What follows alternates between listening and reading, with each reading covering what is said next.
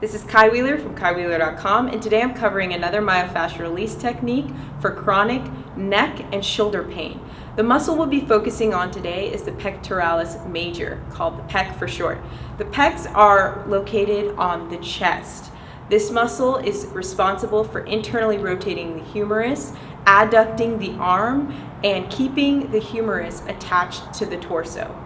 Tightness in the pectoralis major keeps the shoulders in a rounded forward position, which can lead to a host of issues. Rounded forward posture places a strain on the upper back and shoulders, limiting the range of motion your shoulder can go through, so that rotator cuff can go through. So that can place some discomfort on the shoulder itself.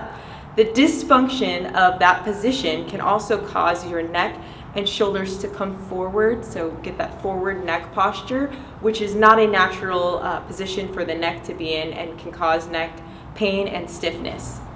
In addition, tight pecs can put pressure on the diaphragm, which can restrict your breathing. So some common activities of daily life that can cause tight pecs are driving, sitting at a desk, typing at a computer, wearing a heavy backpack, carrying a baby. It can also come from emotional stress. So whenever you get emotionally stressed, you have that tendency to tense up in your shoulders and chest region. So if you're someone like me and you grew up with a parent that warned you that if you kept your shoulders in a bad posture that you could end up a hunchback, you may actually be aware that you have a tendency to round your shoulders forward, and you might be trying to correct that just based off of your own efforts. Unfortunately, despite your efforts to keep your shoulders back, there actually needs to be some physical release, some deactivation of those trigger points to happen before you can restore that natural length of the tissue and get those shoulders back into a healthy position. If you are someone that experiences chronic neck or shoulder pain, this release should be great for you, so let's get started. All we need for this release today is a lacrosse ball and a wall, preferably a dense wall where we can have a corner so we can get both sides. We also want to have some room so that we can get to a staggered stance to most effectively perform this release. So I'll begin by showing you the region that we're targeting. We want to get just beneath the clavicle, right by the deltoid. So the pec runs across your chest, but we're going to focus on the most troublesome trigger point areas. So I'm going to put this lacrosse ball on my chest, right about here, and I'm going to get into a staggered stance. So my left foot is forward, my right foot is back. This just allows me more leverage to push into the wall.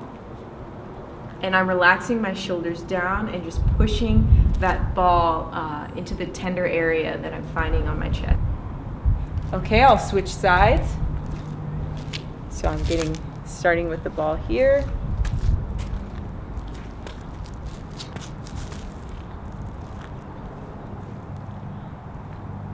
And this arm just relaxes to my side.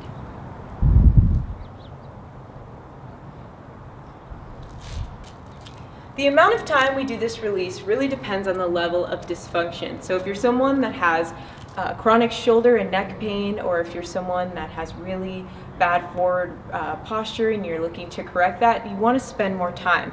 So I recommend in the beginning, when you're just getting started, spending at least 3 to 5 minutes on each side between the different trigger points, and you do it to the point that you feel some release. Chase the pain. If you do this correctly, this can be very beneficial.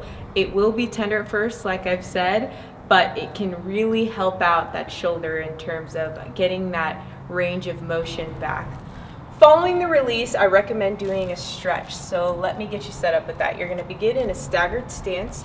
You're going to keep your hips back. So shoot your hips behind you, tuck the hips under. They're going to remain square. So both feet are pointing the same direction.